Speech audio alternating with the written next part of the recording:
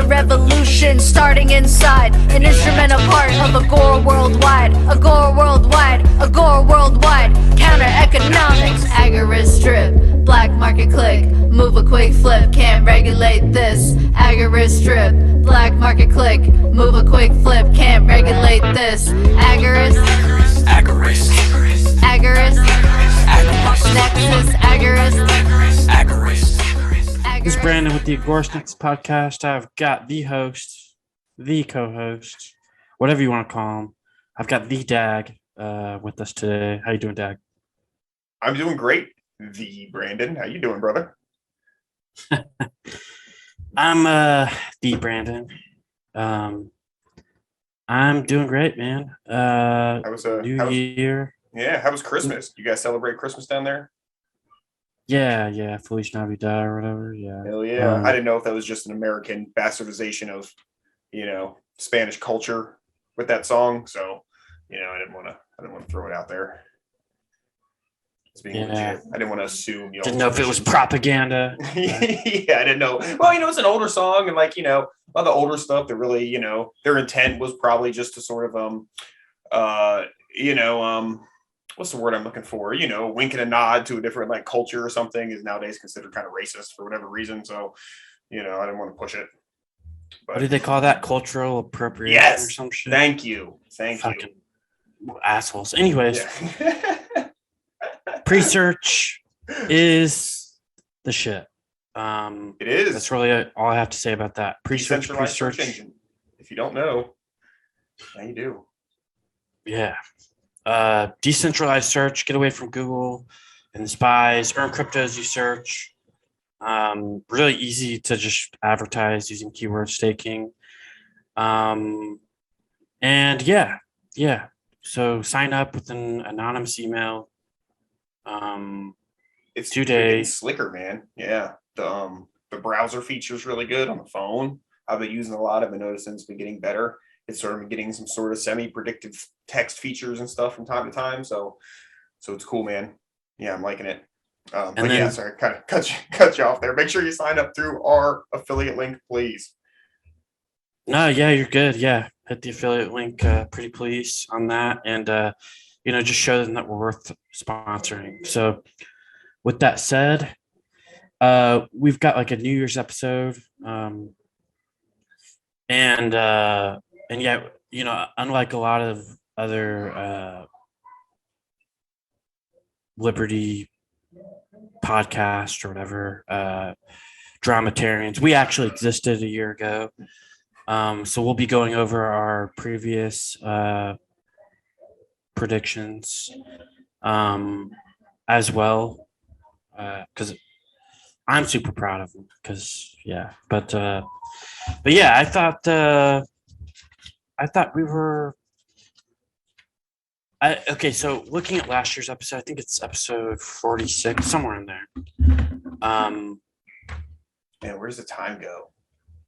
Right? Crazy.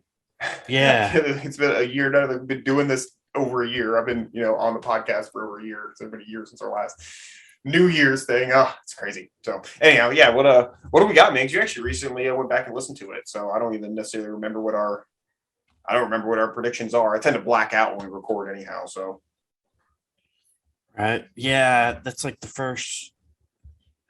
I was like, man, this is actually a pretty decent episode. I don't really listen to our stuff, but yeah, I thought it was actually pretty good. Not to toot my own horn or anything, but no, listen for yourself, make your own, judgments on it or whatnot. But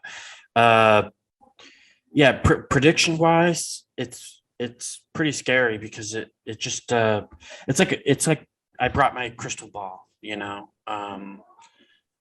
We're pretty much spot on all of it, and yeah, I could say that we did pretty good. So we talked about how they're going to start with the COVID passports, which the vaccine didn't even come out yet at that time. I think it was early 2021, right? So they were still on the verge of it.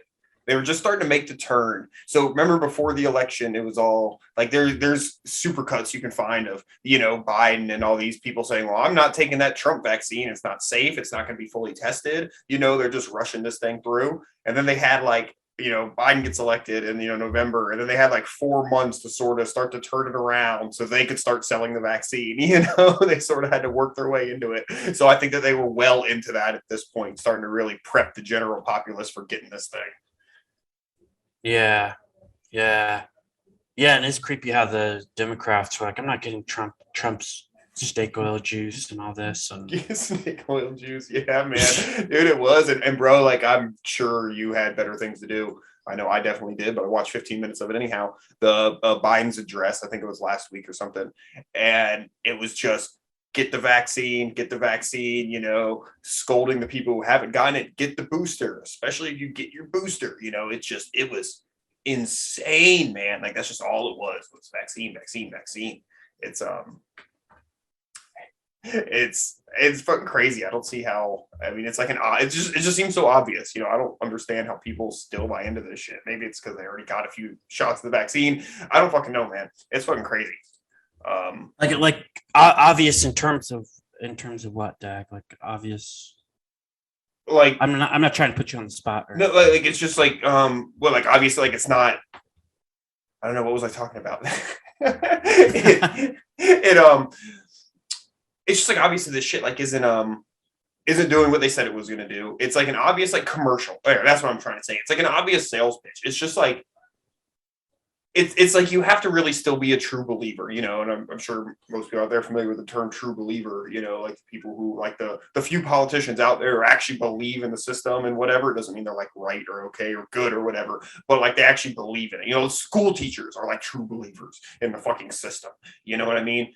I just like, I guess if you're that, you can watch this and go, Biden cares about us and, whoever, up there and wants us to get healthy and, but it just seems like to anybody who's, had a couple. Okay, great example. Okay, Christmas time. That movie A Christmas Story. He saves up, gets the decoder ring. He's all excited. He gets the little orphan Annie message, and he decodes it. And it's just a commercial for Ovaltine. Be sure to drink your Ovaltine.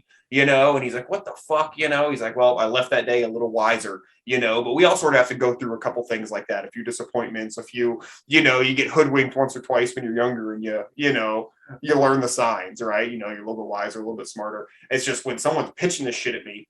Like they're saying that, or just any of the nonsense on mainstream news. It's just your bullshit detector should just go off. And I just don't understand how people. I don't know, man. I don't know, and you guys know I hate to make predictions, so I'm just gonna ask questions like I like to do. I'm really curious coming up this year what the fuck's gonna happen with it. I just don't know how people continue to buy into this. I just don't, and with this Omicron shit, okay, talking about predictions for like this last year, my prediction since like the beginning of this is one thing I have made a prediction on, and I've been pretty stand by it just because I don't know, I've got a kind of folky knowledge of how immunity and viruses and disease work, and it's just from raising animals really, but when there's, viruses like this, they tend to mutate and they tend to get less deadly, more transmissible, blah, blah, blah. And that's just exactly what's happened with this. Like, isn't that what Omicron is? Like, it's the most prevalent thing. There's been allegedly like 1 death from it or whatever the death toll is up to now, maybe 2, and you've seen the fucking memes going around where they like list the symptoms. It's a screenshot from the news. And then they put like a NyQuil bottle next to it. It's the exact same symptoms as, fucking cold. Like, it's a fucking cold. It went from being a spicy cold to just a fucking cold, and that's one thing I've been saying for fucking 2 years now, I was like not worried about it, I mean, it is unfortunate for anybody who has had any losses or anything from it. I'm sorry, but fucking Mother Nature, I don't know what to tell you. But it's getting to the point now where, it's just like fucking cold, so that's something that, I definitely was feel good about that one because I banged pretty hard on that one. I don't like to make definites, but I definitely thought that was going to be the case. Yeah. Well, somebody shared something on Twitter, and I thought it was pretty interesting. Let me see if I can find it here real fast. But But basically, it was about the Omicron variant. Here we go. The Washington Post. And it says coronavirus outbreak sideline ship whose crew is fully immunized. And this is from the Navy. And it starts out by saying a coronavirus outbreak aboard the USS Milwaukee, whose entire crew was 100% immunized, has forced the ship to remain in port after a scheduled stop in Cuba. And it's like, okay, so they're all fully vaccinated, right? Fully immunized is what it says. And now there's a coronavirus outbreak. So it's like, to me, it's like there's no point in getting the vaccine if now who knows if the vaccine is in and of itself a variant, I don't know, right? That's up for debate, I guess. But if 100% of people got vaccinated on this ship and 100%, and now the ship is like, there's just such a big outbreak that they just had to fully sideline it because the whole cruise, Were they claiming that people were like ill, or are they just claiming that they like tested positive? That's all of the article that I see is okay. A coronavirus outbreak aboard this, whose entire crew is immunized, is forced to remain in port after scheduled stop in Cuba. And the headline is coronavirus outbreak sideline ship whose crew is fully immunized. So it's not saying it's like super duper bad or anything, but right. Well, I'm just always curious too, because it's going back to the we all fall for the sales pitches when we're young kind of thing. You really look at how they word things and what information they leave out. What should be there and isn't, and you kind of get a gist of the scam they're pushing. It's the one with like they're talking about the Omicron is the whole thing where they're truthful but not, or factual but not truthful kind of thing. They're like, we don't yet know how bad this is, and it's like, well, we know it's not, but like, yeah, I guess technically it hasn't been here long enough to know how bad it is or isn't. But they say it in a scary way, right? But it's just the wording of all this shit is just like, I don't know, man. I say it's just meant for dummies, but I don't know who the fuck else watches like regular news. Who knows if it's propaganda or not. But, but I guess my whole point is that if everyone on board was immunized as what they claim, 100%, and the outbreak of the variant had to sideline this thing. Well, to me, there at that point, there's no point in getting vaccinated at all. Yeah. Because it didn't work. It didn't stop this outbreak on this ship. It didn't work. So they were not immunized, obviously. Yeah, they weren't boosted enough. They need like 20 more boosters. I don't know, whatever. But I thought that's what that word meant. Like if you were immunized to it, you couldn't fucking get it.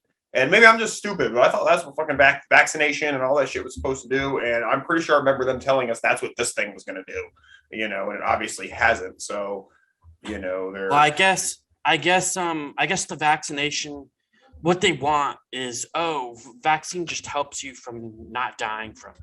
Is what they're now going for. It used to mean that you'd have immunity, and that's what the old definition was.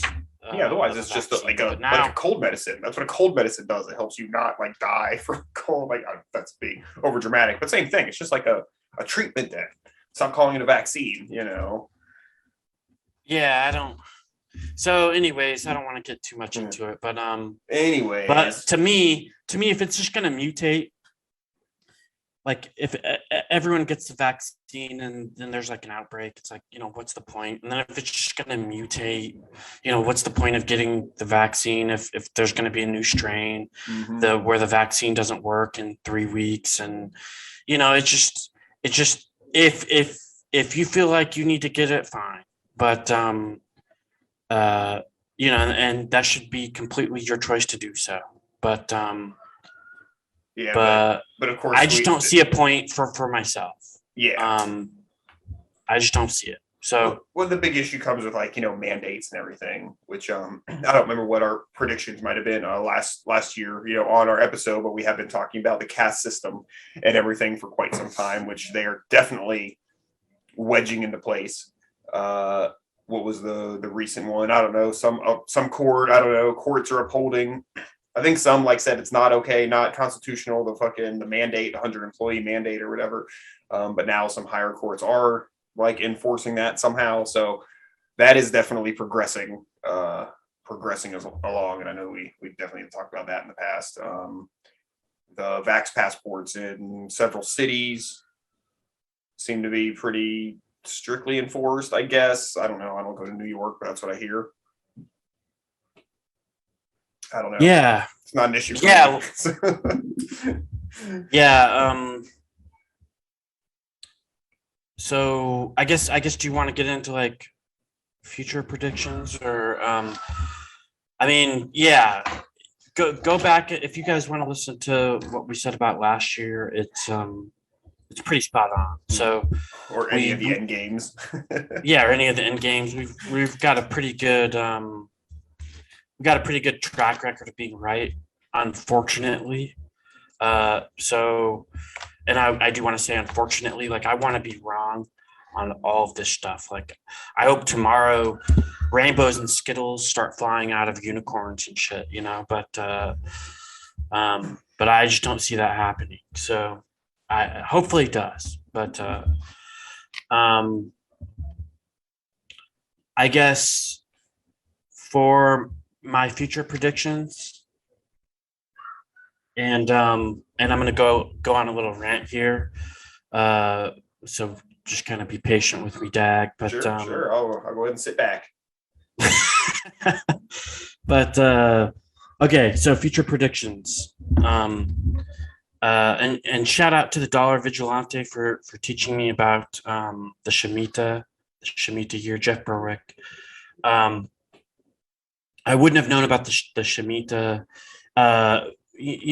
To go on the Shemitah, it's like every 7 years. There's like this like they call it like debt forgiveness or whatever. And so anyways, if you want to learn more about it, check out the Dollar Vigilante stuff, Jeff Berwick. But anyways, if you look at every 7 years, or every like most of every past Shemitah, there's been like some kind of crazy event, like both the .com bubble and the and September 11th both happened during that Shemitah year. And then you had the financial crash of 07, 08. That was Shemitah year. And then if you go farther back, there were other crashes and other stuff that happened during Shemitah years. So really like large like events that really changed history. And it can only be really like a coincidence so often, right? But yeah, we are in a Shemitah year. It started in September and it's going to end in September of 2022. So yeah, I think it's really going to start getting crazy. And I think that this is going to be the last time where we've got like this breather where we've like feel like there's like some kind of remnants of normal. I think it's really going to start getting crazy here. And, buckle up, get prepared. I'm trying to get prepared myself, but I don't think I'm going to be able to, I don't know if I'll be ready in time. So. Yo, it's Jeremiah Harding, and I got some questions for you. Do you need to relax, network, vibe, and become better informed about how to survive the coming disastrous economic collapse? Anarchapulco is your must-go destination in 2022. This could be your last chance to go, since the powers that shouldn't be want to lock down the entire planet with another COVID variant, and coming soon an environmental lockdown. So if you want to spend February 14th to 18th, 2022 in the sunny climes of Acapulco, Mexico, relaxing, partying, and eating great food with fellow freedom enthusiasts, feel free to head over to agoristnexus.com/ACA to sign up for your tickets today and use code NEXUS to get 10% off your entire purchase. That helps us bring you the content you deserve, and it helps you get the getaway you deserve in 2022. Now let's get back to that content. I just want to get straight into it right now. So what do I think is going to happen? I think that in 2022, we will see the peak of the crypto market for a while. And, I don't know if it's going to happen in 2022 or 2023, but I think that we will see a global currency collapse. And I mean, like every fiat currency will collapse in 2022 or 2023.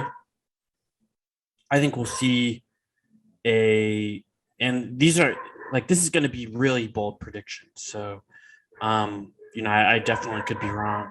I think we're going to see some kind of major power outage in 2022, or even within the next couple days. But yeah, most likely 2022. Definitely stock market crash 2022. Definitely more of the caste system pushed 2022. More propaganda in terms of environmental global warming, or as they call it now, climate change. So that's really those are my and then the strengthening of the caste system. Those are my very bold predictions for 2022. And I want to be wrong. So I want you to be wrong too. If you go back and you say, "Oh, Brandon, you're wrong," I'll be like, "Good," Yeah. So what are your thoughts on my predictions, Dag, and what kind of predictions do you have? So I actually saw just a quick story on the news this morning, which actually I noticed and thought was interesting, and a couple things that you just said really made me think about it. So there's a snowstorm, I guess, I don't know, yesterday or sometime in California, and it knocked out power for a lot of people. They're going to be out of power for days because the snowstorm was so bad. And it just reminded me that a few days ago, didn't they pass a law saying that generators are illegal, gas generators are illegal in California? Yeah. And it's so what the fuck are these people supposed to do who don't have fucking power for 2 days, and 6 inches of snow on the ground? I've never lived somewhere with snow. Maybe it's not that big of a deal, but that sounds like a big deal to me. It sucks when we don't have power here, And I get that a lot of heating systems are gas or whatever, but you still want power for your house.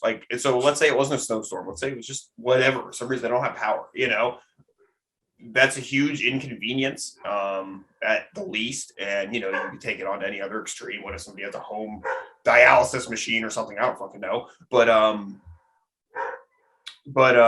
yeah, so to go with kind of what you're saying, it's almost yeah, man, climate change, right? Because that was the whole thing with the generators. And then mass power outages would be much worse if people don't have means of making power for themselves.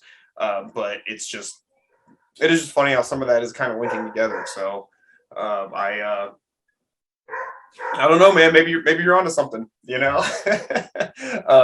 is definitely, the whole climate thing is obviously getting to be a big deal. Yeah, they stopped calling it global warming. It wasn't market testing as well as climate change. That's just a joke. It was actually I think it was just well, technically it's not just global warming, because then people can say, look, it's getting colder, in these places. And they're like, no, we have to claim any adverse weather effect is something we can use. So let's just go with climate change. but yeah, they'll probably push that a bit. Otherwise, man, I don't know. It's been these last couple of years have been fucking crazy, dude. I mean, I can definitely say like all the stuff we talk about, the caste system and everything. I definitely think that that's going to be pushed. I think some places are going to be, it's going to be achieved more than in others. I'm curious to see what happens. In Florida, it's always an interesting one. I mean, generally, what I see around me now, even with the Omicron hype, is not a lot of people seem to give a shit, around me. So that's good. I'm kind of curious. I don't, obviously, being a Agorist, I don't give much of a shit about politics, but I have really been enjoying the shit show a lot more in the last year or so. And I just think that it's just been getting so insane, like I can't imagine that they're going to have like a fucking election in 2024. Like that seems insane to me that they like, that's something that could even happen right now. Like, I don't know, like not because of Corona or anything, but just like who the fuck they going to run right on like the Democratic side. Now, like we've got, and I'm breaking into politics. I know it's like not something we typically do, but just roll with me for a second here. I'm just sort of thinking out loud. But like, Trump has a huge following, right? Even still, huge following. But he's been getting very like pro-vaccine lately. I'm to understand. Get your vaccine, get your booster, that kind of shit. Well, he's always been pro-vax. He did Project Warp Speed or whatever. But yeah, I mean that's true. But that obviously had to be something that he had to do. When he had to look like he was doing a solution. You think that now because like let's say Biden is very pro-vaccine, right? That he might be anti, or a lot of his crowd might be anti, not necessarily anti-vax, but anti this vaccine or whatever, But I guess just what I'm getting at is I'm just wondering if they're trying to like let's say the powers that be want to be in control, right? Obviously they do, right? So it would make it in their best interest if there is a candidate that has a lot of support, which let's say Trump does, to let's mold him. Let's give him another run. Let's make him a better politician, right? Somebody more manipulative. And I don't know. This is just me trying to be a high level thinker, but like, like I can't imagine that there's gonna like, it's just going to be insane if like Trump gets to run again in 2024. I don't know, man. The meltdowns, the whatever, I don't know, man. It's entertaining. I don't know, man. I just can't see the regular political system continuing, in the future, let's say beyond the next couple of years, definitely. But I don't know. Maybe it will. I guess one thing I'm actually concerned about, I try to not be actually concerned about most stuff, but one thing I am actually concerned about here in the next couple of years is like sort of the inflation-y supply chain issues, and just the big thing with that is like that sometimes like I need shit for the farm, not being able to get shit sucks. A lot of times things are very time sensitive, so like one of my big things is like price of feed that I feed my meat chickens has gone up. What would you say? That'd be 20%. It was $15 last year at this time, and it's $20 a bag now. So whatever that math works out to. 25%, whatever. But that, I mean, that's huge, dude. I mean, it's a huge chunk. Like I have to raise all my prices on chicken this year. I just fucking have to. So of course that negatively impacts my customers, me, everybody. It makes it harder for me to do business, makes it harder for, my customers to enjoy my products, etc. So that's really my big concern. That is something that I, actually, that's something I don't want to say sweating it, we'll get by one way or another. We'll make it fucking happen. It's what we do, right? We, especially as Agorist, right? We fucking roll with the punches and we fucking make shit happen. So, that was one of our predictions last year was that I said that I didn't think that there'd be hyperinflation in 2021, but that we would see huge price increases due to all of the money printing the previous year. So yeah, I think it's both money printing. And then all my studying of Austrian economics paid off, I guess. Well, it's funny because it's like there's the money printing, there's also the supply chain shit, obviously, makes things more expensive. But then a lot of the supply chain shit is because of the money printing, because what happens when you put money in people's fucking pockets, they go spend it on shit they wouldn't otherwise spend it on, which means they use more resources, or at least purchase more resources, which makes them less available to other people who might actually need them more, So it works like on two two fronts, how it makes things more expensive for everybody. So it's yeah, man, that's really crazy. And then I don't know, I remember, like, what was it, last year, maybe the year before, that seeds got really scarce, like garden seeds. But I handled that. I started a seed company. Like, okay, I got the seed thing on lock, at least for myself. But I don't know if that's going to come back. It hasn't really been much of an issue currently. So that's good. That's very good, because I want people to be able to grow their food, no matter what. And then let's see, what else do I have here? Yeah, no, yeah, that's that one, I guess, is my big concern, dude. But again, we'll grind it out, dude. We'll make it happen. We'll find solutions. Again, that's what we do. The market will provide, to get almost religious on us, Yeah, I mean, in Mexico, they grow their like own corn, and they grow other stuff to feed their own chickens. So that's what I want to see, is more decentralized corn production, because that is the big monocrop, that's the big Monsanto, foothold. So yeah, I'm gonna start doing more, try to grow some more feed for our own birds, either corn. I've never done corn before at all. But I do. How does that grow? And that should grow pretty decently in Florida, right? I mean, yeah, as long as you get your timing right, the right time of the year. Some people definitely do corn. There's big areas of Florida that like specialize in sweet corn and stuff. So like there's big areas that for whatever reason, like around me, it's orange trees, because it's sandy soil and it's the right heat and temperature, blah, blah, blah, right amount of freeze, that kind of stuff. There's certain areas that are corn, because for whatever reason, corn grows well, or certain areas that are huge in strawberries, for whatever factors. So yeah, man, there's certain areas that do great in corn. I probably just have to fertilize it a lot here, because it's so sandy, if I had to guess. And then the other trick with corn is you don't just want to grow a couple corn plants, because they need to pollinate each other to actually make seeds. And they have to get yeah. etc. So like you want to grow like in a block, like a 10 by 10 block. So if you just try to grow like one or two corn plants, you might get shitty ears. But I'm just speaking from reading, because I've never actually done it. So but just provide some value where I can. But yeah, do that. We're gonna do like millet, and we're gonna try a few other things. And then our chickens are pasture raised, but they still, the meat birds, they just need so much food and so much like protein that they just can't eat enough. They just can't forage enough to fatten up the way we need them to. So typically some sort of feed has to be provided. But if I could, if I could just lessen my dependency, so instead of needing 200 pounds of feed a week, if I only needed to buy 100 pounds of feed a week, that'd be huge. That'd be a big help, because I don't think feed's just going to go away. It's just going to be more expensive. So, hey guys, quick pause here to tell you about our sponsor, Devault Cryptocurrency. Ticker symbol DVT is a low cap coin with a market cap around 900,000. So there could be room for opportunity here. Not financial advice, but we really like this project. Yeah, the Devault core wallet is one of the best I've ever seen. Very user friendly, super easy to use with cold staking rewards. So it's like getting interest. They're working on privacy with Terraform, also DeFi to decentralize and replace financial institutions.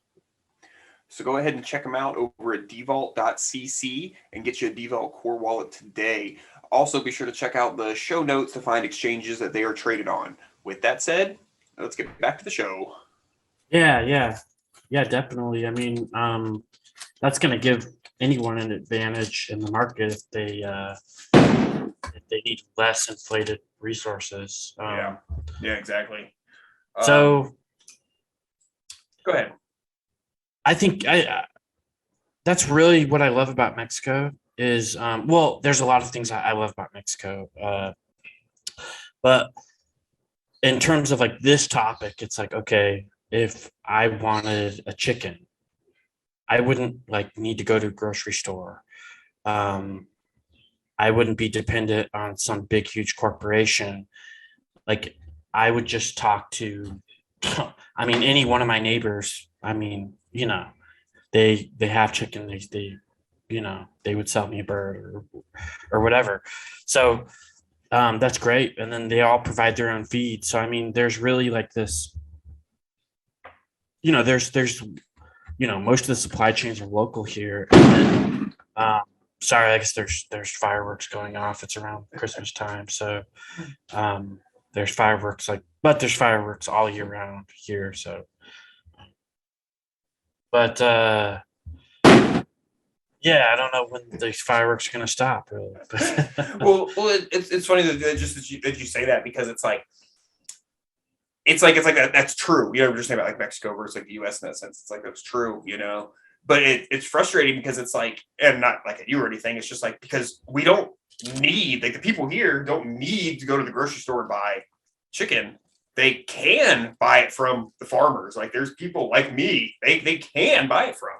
You know, it's just people just do buy it that way because it's just like the way that it is, the way it's been. Right? That's what we do. We go to the grocery store, we buy food, and blah blah blah. And it's been a long process of shaping, like, you know, society and the culture to be like that, you know. And I'm talking about, you know, a century and a half, basically, you know, commoditizing products, and, you know, the yes, I love capitalism in our definition, but I'm going to say, like, the big bad capitalists who have been like shaping, you know, the public school system, and, you know, the food system, and generally centralizing everything. I mean, what, fucking Monsanto and Bayer and all that's the same company now, and they own like all the fucking like medicine and food and fertilizer and chemicals. You know, like we did the episode about the, you know, the finance companies. Just a couple of them own fucking everything. You know, it gets to be like that. It's just, and before you know it, that's just the system everybody's using. You know, and it's something that's sort of been shaped through cronyism and this and that forever.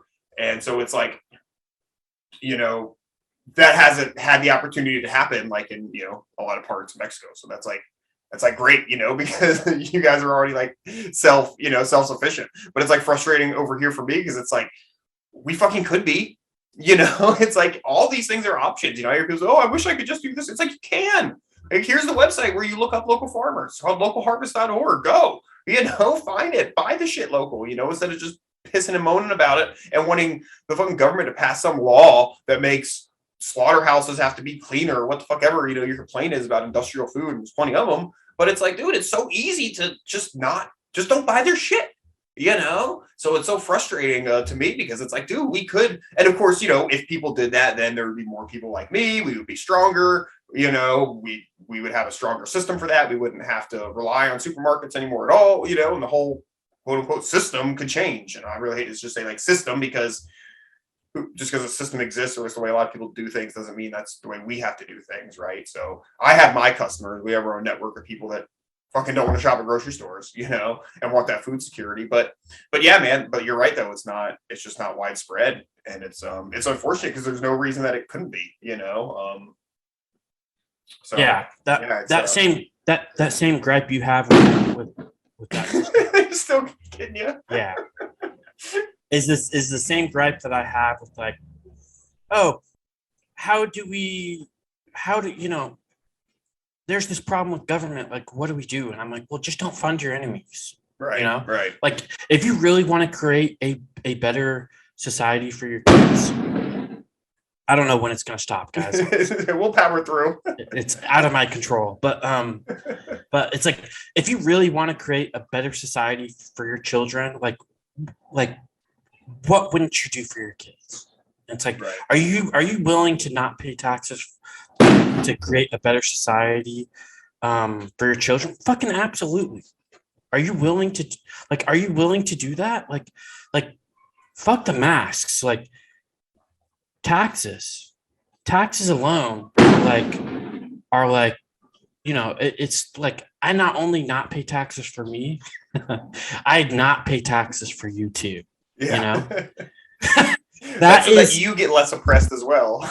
Exactly. Yes. Like, that is the whole, like, that's the real, like, mask argument, is like not paying taxes. It's not like masks don't do shit.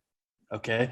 But it's like, okay, I'm giving less resources to the people I don't know when this is going to stop.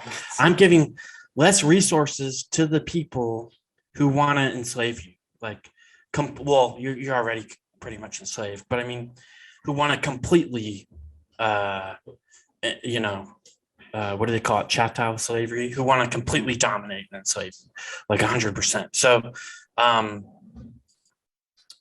So yeah, it's, like that's the whole mask argument is like, okay, you want to make a difference, but you're still giving money to our enemies. Like you know, you're not going to change shit. And then you sit here and you say, oh, well, if we just vote harder, okay. You know, and I can go into the whole voting. I can go into the whole voting thing for hours, and Dag knows that. But if you really want to know, did that on our last New Year's episode. we did, yeah, it was part of it. But if you really want to know my stance on voting and how counterintuitive it is to liberty and how it takes money away from, you know, liberty groups, and how much of these adverse effects that you don't see, it's kind of like welfare. People only see the positive effects of welfare, and they do not see the negative effects of welfare. It's the same thing with supporting politics, funding politics, and things like that. You only see the positive effects of getting involved politically. You never see the negative effects of political involvement. And I go over all of that in my article, Legitimizing a System of Slavery. You can check that out. I even go through that Bastiat quote. I'm really bad at butchering quotes, but if you want to see all that, go read my article, Legitimizing a System of Slavery.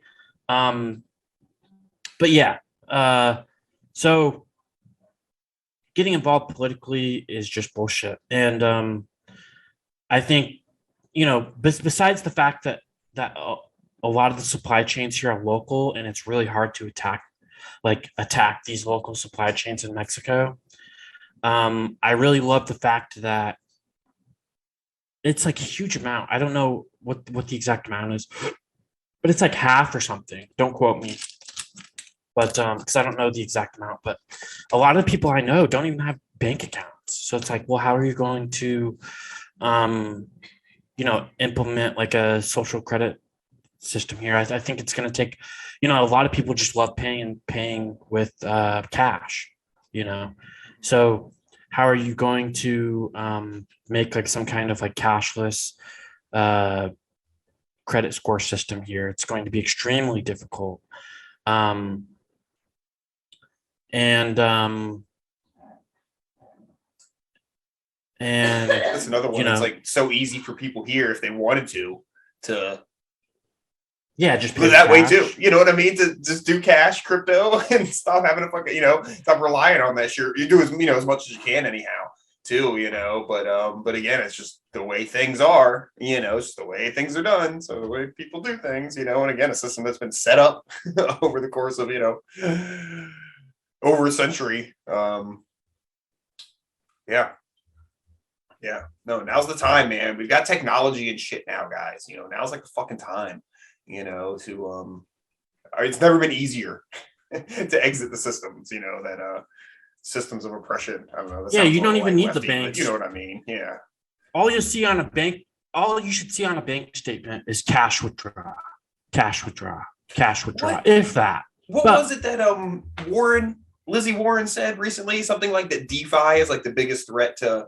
But I know one of the quotes I saw was like fake, but it was like the gist of what she said. But something like DeFi is like one of the biggest threats in the financial market. And her thing was, well, because it's hard to, regulators can't keep the customer safe, was like, you know, the way she said it. But then I think the way I saw it was like, it actually means, oh, because we can't, you know, we can't control you through fucking finances, you know. But yeah, I guess she's all in a tizzy over DeFi, you know. But yeah, so we're getting more ways than ever to make the banks obsolete, you know. Government, I think, has been obsolete for a while, but it's becoming more apparent than ever, you know, now. Yeah, and it's like people have their gripes of Bitcoin. Oh, well, it's public ledger. You can see all the transactions, not private. I've got the same gripes.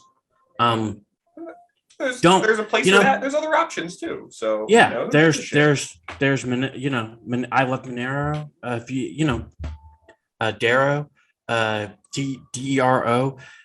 There's other privacy options out there, guys. They're all out there.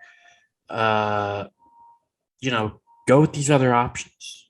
Use these other privacy cryptos. Make it extremely difficult. When you transact with crypto, use a VPN. There's ways around their system. Don't use Bitcoin. Screw Bitcoin. Bitcoin is a dinosaur. Do you want to buy a Model T, or do you want to buy a 1970s Mustang? What kind of car you want? Because everybody wants the Model T right now. I think the Model T is obsolete. I think that there's better technology out there.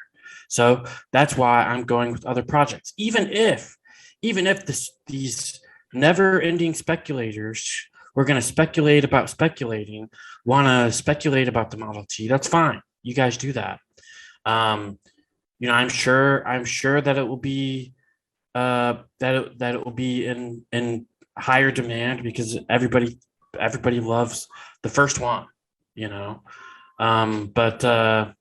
but yeah, I'm looking to projects that are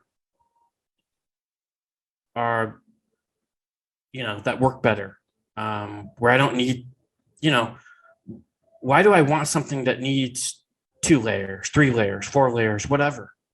I don't, those are not the kind of projects I'm looking for. I'm looking for a project where I don't need multiple layers, where I don't need to be a programmer to use it, where I don't, there's people who've had problems with Lightning Network transactions. There are people who, and if you love Lightning Network and Bitcoin, fine. I've got no problem with that. I don't. It's, at least it's not a government-backed project. We're all on the same team here. Hard to market, I just think that there's better technology out there.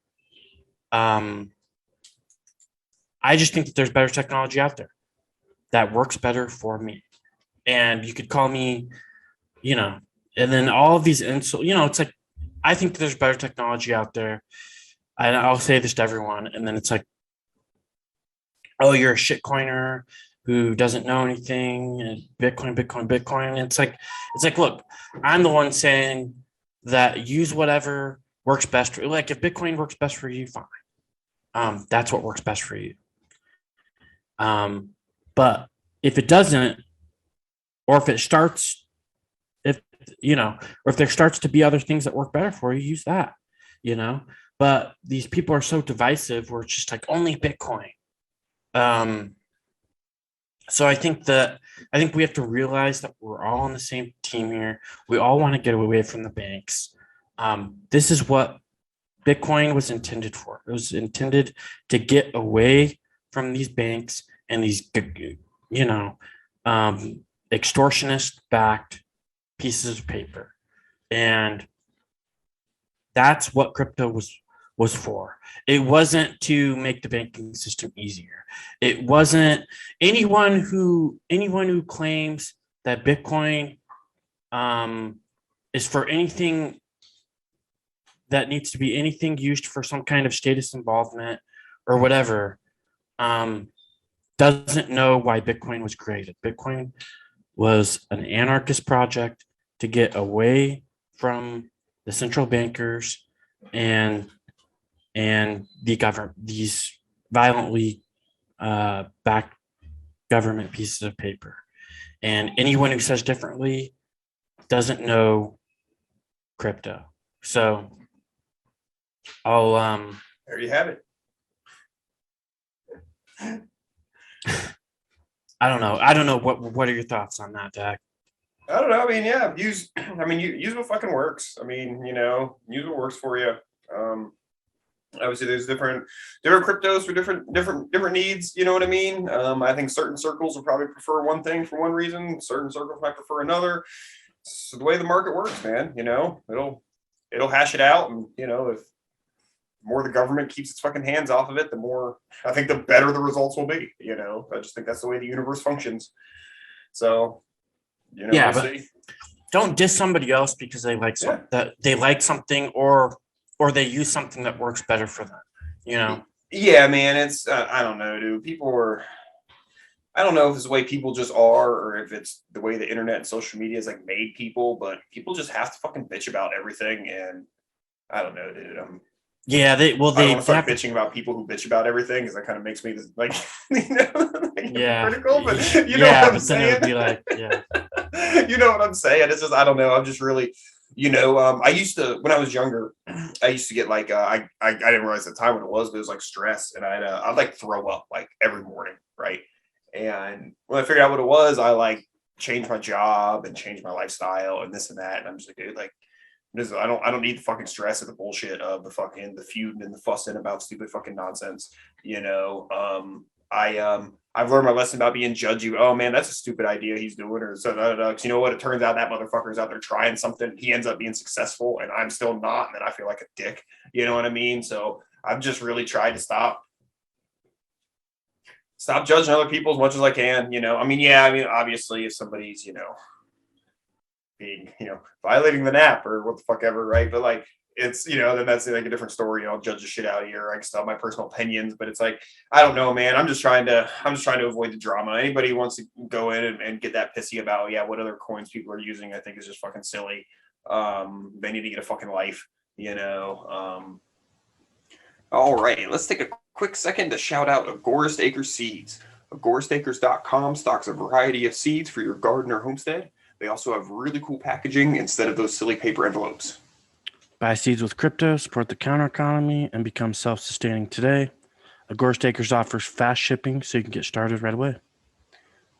Make sure you use code Nexus10 at the checkout for 10% off of your orders. Also, they will donate a portion of the sale to Agorist Nexus, helping to bring you all the great content you expect. And all right, let's get on with it. Fucking callous up those hands, man. That's been my stand here recently. Fucking do some fucking projects, do some fucking man work, get off the fucking internet. But you're fucking bitching about shit.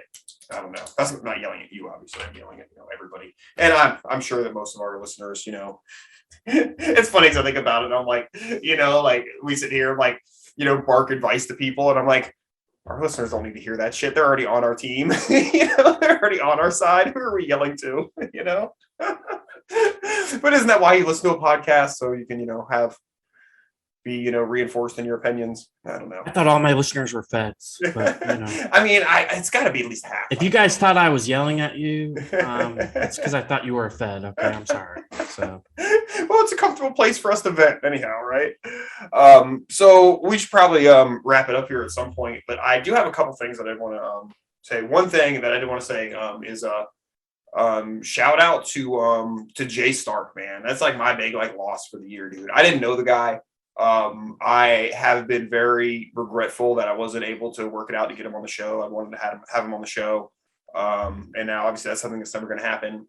But I don't usually get too upset when somebody or a celebrity or whatever, passes away or somebody I didn't know. But when I found out what happened to him, or what happened to him, but that he had passed and everything, I was pretty upset. I really was. It kind of got to me a little bit. And maybe it's just because I had a lot of, respect for, what he had done and everything. Just a very based individual. But I think we talked about it a little bit a couple episodes ago, and there's been more photos and stuff of the Myanmar incident, whatever's going on there, the people fighting the military government, and they're using the FGC-9s. I've seen photos of dozens of them now. They're being mass produced over there to fight the government. Tell us more about that, Dag. Why are they fighting the government? Dude, okay, so so from what I read, there was basically the military took over the government a year ago, and so allegedly there's been a lot of massacres. The new government, the military government, has been massacring civilians by the thousands, and there's not a lot of news out of there, especially not a lot of reputable news, so it can be a little tough. And of course, with any of these situations, I don't know, there's two sides. They probably both have shitty aspects. So I don't know who's the good guys, quote unquote, in this scenario. I just love that, a small rebel insurgency force is making these guns, that's what Jay Stark wanted, was this kind of thing. It seems like the rebels are probably closer to the good guys in this scenario. But yeah, if it's true that they've been massacring civilians, then if it's true that this new government is massacring civilians, then yes, that would seem that the rebels, the People's Resistance Army, I think they're called, are fighting them. You know what I mean? And that people are defending themselves and their people from an oppressive government, with these 3D printed weapons is just, oh man, just blows my skirt up. Again, that's the narrative. Every government, in my opinion, is oppressive. So yeah, well, pretty much everybody has a right. It's always legitimate if you're fighting against the government. Yeah, the thing is, it ends up typically in situations I don't think like that's this. It gets to a point where then suddenly this People's Resistance Army becomes the government, and then they're the oppressive. You know what I mean? So that's why I hate to just be like, "Yay, they're the good guys," because it's like they're probably going to end up being the bad guys one day. But if they win, if they win. So yeah, but during that, I mean, we look just like the American Revolution or the revolution, the Declaration of Independence, and then furthermore the Constitution. You look, what started off as like, the Declaration of Independence, the revolution. I'm going to say that was probably like a good thing, right? But the Constitution was an awful fucking takeover and cronyization of the whole fucking thing and bastardization of what it was all supposed to be about in the first place. Assuming that the stories are true. So it's kind of that kind of story. It's like, yay, for about 10 years, and it's like, fuck, well, we got to do this again. It just kind of seems to be the cycle. And that's why I just, man, I wish people would learn their lessons, and stop saying, well, if we can just take over the government and reduce taxes down to 25%, that'd be better, right? But at any rate. Well, I think every insurgency against a government is in my eyes justified because government, every government is oppressive. And you could argue some of the tactics might not be justified or non-aggression or whatever. But yeah, I feel you. Sorry, I have to talk like a lawyer. I can't fucking help it. Right. Yeah. No, and I agree with that, with everything that you said. Like their tactics might not be or whatever, but I'm just saying in general. Now, I don't think that the way that they're me personally, I don't think that is like a solution. Because I think that there's better ways of going about it. And I think agorism is really you just that they pretty much die if you don't give them money. So and you can look at with what happened in terms of counter economics and I would say unknowing agorism, in Gandhi's India or the collapse of the Soviet Union or Peru. There's all these cases of where agorism actually took down the government. And so I think that's really the solution. But again, resistance is necessary though. Hold on. But again, they got government. What they ended up getting was a government. And so I think that really shows you the importance of spreading the ideology of agorism, because it then shows people, hey, we don't need a government. And I think that's where the importance of spreading you can be an agorist without knowing it, right? But I think the importance of knowing it is what eliminates the state.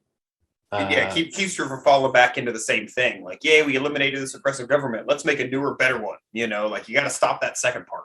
Exactly. Yeah, and it's funny because we've had an episode before we talked about the boog, and as it relates to agorism and everything, and it's it's kind of because it's okay, so let's say okay, we don't, okay, sorry, let me pull my thought together here.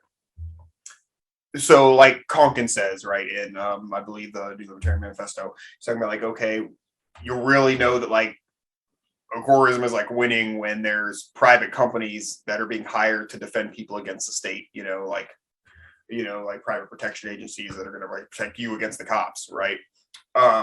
So it's almost it's like, oh, it's like, okay, so it's almost like the lines, like, oh, when we're hiring people to do the fighting for us, then it's not like, what have you. It's not like it's not bad, or it's not setting up like a government. But I don't necessarily think it has to be like a business model. I think you can have a non-governmental defense, like voluntary defense force. I do think that's an option. So like in this instance, in Myanmar, it's like, I don't know enough about the situation, or the People's Defense Army or whatever it's called, to know, is it just some people who are just defending like their fucking villages from the government coming in and massacring them? Because, well, that's totally based, and I don't see any, issue with that, whatsoever. If they're trying to form a new government, to replace, then it's like, fuck. But at the same time, if they're defending civilians from being massacred by the current oppressive government, I guess I'm not mad at it, right? One other thing that's kind of cool about that story is there is a guy, dude, I'm so sorry, I do not remember your screen name. But he actually noticed that in all the photos of these FGC9s that they're getting in Myanmar, they don't have any optics on them. Optics are one of the things you can't really make like a scope very easily, right? So what he did was he designed a carrying handle for the FGC9 that also has a sight like in it, like built into it. It's not like a glass optic or anything, but it's got an actual sight. So it's a carry handle / sight, and he put the files out there. So now these rebels in Myanmar can print a handle with a fucking sight in it because some dude over here decided they fucking needed one and put it on the internet. I'm like, fuck, I love this shit. I love 3D printing. That's so fucking awesome. Like, oh fuck, I just love that shit, man. I love that story. So I'm keeping as good a tabs on that as I can. It's really about the only news story I've really been following. So I'll keep y'all abreast of any other developments. But yeah, I really, really dig that. And on that same note, FGC9s have been found in like Australia, New Zealand, UK, like all over the fucking world, all sorts of places you're not supposed to have guns. And fucking like Australia and like UK and stuff, like even just having the plans to one is considered the same thing as having one. So those things are getting around. They're getting around places they're not supposed to. And that's just nice. That's just fucking awesome. Yes. Yeah. So that's what I had on that. And then the only other thing is I just wanted to say, like, I don't know if you wanted to go over any like your goals for the year. My goal is just strengthen my life in general, become more prepared, try to avert any of the stuff we've been talking about on this episode. I want to be more resilient if there's shortages, inflation, power outages, tidal waves or whatever. You said climate change. We're supposed to be afraid of climate change, right? So whatever it is that I'm, it's going to come for me. Then yeah, that's about it. And I'm definitely not stacking a lot of cryptocurrency. That's not something I'm doing. Definitely not getting guns or anything like that. Nothing like that. It's not anything I'm planning on doing. Yeah, definitely not. Yeah, Definitely not. Yeah, they're bad. So anyhow, what about you, man? What you got going on, buddy? That you care to share? Yeah, I think I think that there will be some kind of, I'm not sure like which countries, but I know that there will be some kind of like bank run. If not 2022, 2023. So I think at some point in time, probably 2022, I think at some point in time, having some cash to be able to, just as emergencies is perfectly fine. But yeah, I wouldn't say like keep a crap ton of it. There's better assets to have, like stack gets smaller every day you hold it, so it is a fine line. Because I hear you, it's like, yeah, you want some money on hand, right? Because you want what people accept, and bottom line, whether I don't give the whole crypto, gold, whatever argument goes out the door when whoever's got the product you need wants to accept one thing. You know what I mean? That one thing becomes, the valuable thing. So yeah, and yeah, if shit goes, hits or some thing happens, it's gonna be fucking cash that people want. But yeah, the more you hold on, the more value you lose every day. So it's I don't know what that number is, that is the right number. Probably depends on your needs and family size and shit. Well, like when that, you see like complete currency collapses, you have this like mass exodus. So not having your cash be held by a third party is great, but also not just having a little bit of cash on hand, because of course, that loses value, but having things that you're able to trade for, canned goods, stuff that won't go bad, uh, whiskey. There's always going to be somebody who wants to trade for booze Booze is a or good one. smokes or Tobacco. Mm-hmm. I'm not sure what the shelf life on cigarettes is. I think it's like what, 4 or 5 years or something. But you can The grow it. packaged, yeah, you can grow tobacco. But yeah, definitely canned goods, stuff like that, and non-perishable items like maybe toilet paper, paper towels. I'm not saying like go all out like it's 2020, but Insulate your home with toilet paper, and then when you need it, it's in the walls. You got a ton of it. yeah, exactly. Just build a complete throne of toilet paper. You'll be fine. Mm-hmm. But yeah, I think rice lasts super long time. Make sure mice don't get into it. So if you've got airtight containers, throw one of those hand warmers in there. They suck out all the oxygen and seal that fucker shut, and it'll like seal shut. Like you'll have to cut it open to get the fucking rice out, like a 5-gallon bucket. Put a hand warmer in there, snap it shut, and I mean it'll be good forever. I mean, good enough. It's calories. You know what I mean? But yeah, that'll hold up, and that's cheap. You can do that cheaply. But like you said, yeah, vermin can be an issue there, the plastic bucket. So do what you got to do. Yeah, plastic buckets should be good against vermin. So yeah, a lot of times you can cage it in, keep it trapped there. Yeah, make sure rice or mice, not rice. Mice can't get to your stuff. And I'm fighting mice in my house right now, man. I killed a bunch of them this week. I think they've finally been abated, but yeah, they got in our pantry and gotten some of our food and shit. So it fucking happens, You don't want to have like your good food store you've been sitting on for 5 years. Yeah, I'm gonna live on that when shit hits the fan. It does, and you finally crack into it, and it's just full of rats. Oh, that suck. Yeah, or mice poop or something. Yeah. Anything to do with the rodents. Yeah. Oh shit. So cool, man. Well, I don't know. We got anything else today, or we gonna get out of here? What you thinking? No, I just want to bullshit for another couple of hours. Okay. Oh shit. Okay. Yeah.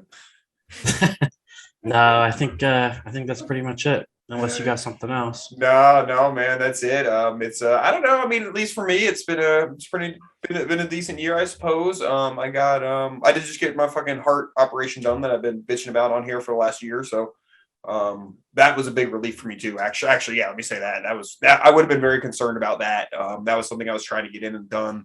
The FDA finally approved it. I was able to get in without having to get a vaccine or anything. I was concerned the hospital, might require it or something. So I was able to get that in, get it done. And now I don't have to worry about whatever other bullshit they might throw at us. Cause that was my big concern. That's why I need health insurance. That's why that was my big medical thing that I needed to live. And now that's done. That's in me. So as long as so now if shit hits the fan, you don't have to worry about the medical thing. I'm good for at least another 10 or 20 years. You know what I mean? So and yeah, if something happens and I lose my health care because I don't get a vaccine or something, it's not like it's a death sentence at this moment. I can, and if I got to go down to Mexico to get health care, to get surgeries in the future, fucking I'll figure it out. But I'm good for now. So that was a bit of a concern. Yeah, man. Yeah, you hooked me up. You can call somebody. Somebody in Mexico. So. Find me the good surgeon. Yeah, man. So that is something. So that's good for me. So I'm stoked with that. But otherwise, man, yeah, it's been generally a good year. I mean, we do the best I can, man. We can't control the shit that goes on around us. For the most part, the greater nonsense, the greater shit hit the fan, what have you. The best we can do is strengthen ourselves and be ready for it if it does. And if it doesn't, then we're just in a better position for a good life anyhow. So that's definitely my thing and my strategy. And I'm just gonna try not to worry about too much about the shit I can't control. I'm trying to enjoy my life a little bit. Yeah, absolutely. Yeah, I'm trying to make myself more resilient towards anything the government throws at me, which is like the strategies of like Vonuism. If you want to know more about that, you can look up Shane Radcliffe of Liberty Under Attack publication. But yep, that's all we got. Happy New Year. Yeah, happy What New Year, guys. what kind of quote did you want to Let's see. I don't know. I didn't have anything did necessarily. we do that Bastiat quote that I was talking about earlier? I don't know which one were you talking about. I love Bastiat. Go for it. Even if we've done it before, I don't care. Let's do it again. It's been long enough. We can start doing some repeats. Nobody's gonna notice. Nobody's gonna notice, and then we're gonna have like a whole podcast team pop up out of nowhere. Like these assholes use the same Dude, quotes everywhere. If we got more than one person messaging us, like reminding us, hey, no, you guys used that one already, I would be so thrilled. Because if you have just one person that's that nitpicky, it means you have like 10,000 other people who are not, and we'd have like some good fucking numbers. So I'd be thrilled with some angry emails about us doubling up on quotes. To be honest, that'd be pretty cool.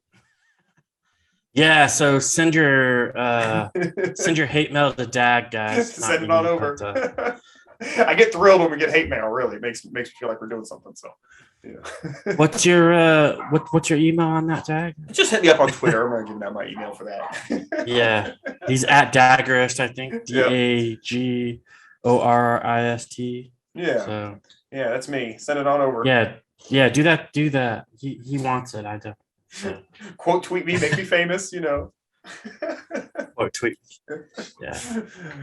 So okay. Anyhow, you got that Bastiat quote or what?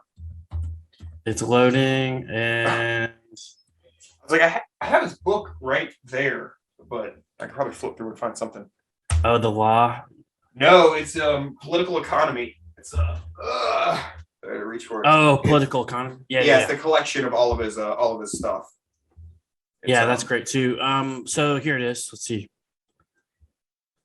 There's only one difference between a bad economist and a good one. The bad economist confines himself to the visible effect.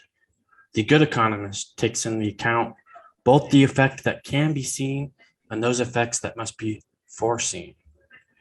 Frederick Bastiat, Agorist Nexus out. Yeah, peace.